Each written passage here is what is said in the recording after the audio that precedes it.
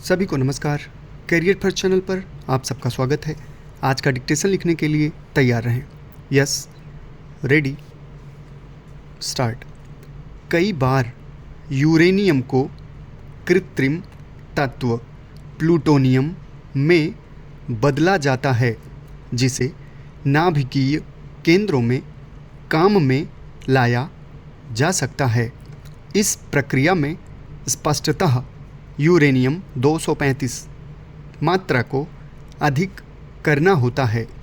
तारापुर नाभिकीय केंद्र के लिए हम जिस समृद्ध यूरेनियम का आयात कर रहे हैं, उसमें यूरेनियम 235 की मात्रा 2.7% होती है। भारत के तारापुर परमाणु बिजली घर के लिए जो समृद्ध यूरेनियम अमेरिका से आयात किया जाता था, वह इस श्रेणी में आता है, लेकिन अमेरिका भारत को नीचे गिराने तथा विश्व में अपनी चौधराहट को कायम रखने के लिए उस पर रोक लगा दी है, जिसका सीधा तात्पर्य यह है कि वह भारत के परमाणु कार्यक्रम की देखरेख अंतर्राष्ट्रीय एजेंसियों से कराने की कोशिश में लगा है, जिससे कि अमेरिका के एजेंट भारत के परमाणु कार्यक्रम का सही आकलन कर सकें। माननीय सभापति महोदय, मैं आपकी अनुमति से शिक्षा मंत्री जी ने जो प्रस्ताव सदन के सामने प्रस्तुत किया है, उसका समर्थन करने के लिए खड़ा अवश्य हुआ हूँ। लेकिन क्या माननीय मंत्री महोदय जी यह बताने की कृपा करेंगे कि हमारे देश में शिक्षा की नीति का आधार क्या है? शिक्षा की नीति में सबसे प्रमुख बातें क्या होनी चाहिए?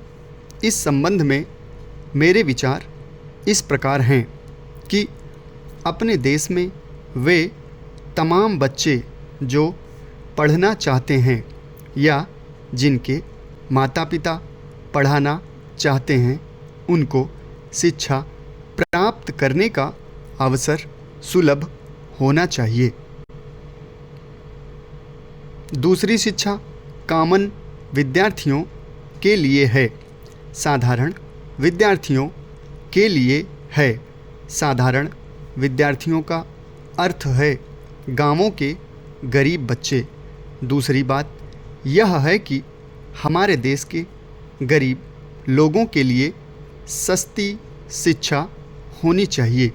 और तीसरी बात यह है कि शिक्षा मिलने के बाद इस बात की गारंटी होनी चाहिए कि जो लोग पढ़ लिख कर निकलें, उनको किसी न किसी काम में लगाया जा सके। मेरा आशय यह है कि शिक्षा नीति को इन 3 कसौटियों को ध्यान में रखकर व्यवहार में लाया जाना चाहिए। क्या शिक्षा नीति यहाँ की सस्ती है? क्या सभी को सुलभ है? तथा क्या वह रोजगार तलब है? माननीय उपसभा अध्यक्ष महोदय, इन 3 कसौटियों पर विचार करने के बाद हम इस निष्कर्ष पर पहुँचेंगे और यह सदन भी इस निष्कर्ष पर पहुँचेगा कि न तो शिक्षा सुलभ है, न सस्ती है और न यह रोजगार तलब है। आज शिक्षा के अंदर भी वर्ग बने हुए हैं। क्या शिक्षा हाई क्लास के लोगों के लिए है, जो कि उन लोगों को पब्लिक स्कूलों के माध्यम से दी जाती है और वहाँ पर जो बच्चे पढ़ते हैं उन पर कई सौ रुपये प्रतिमाह व्यय होता है। समाप्त। धन्यवाद।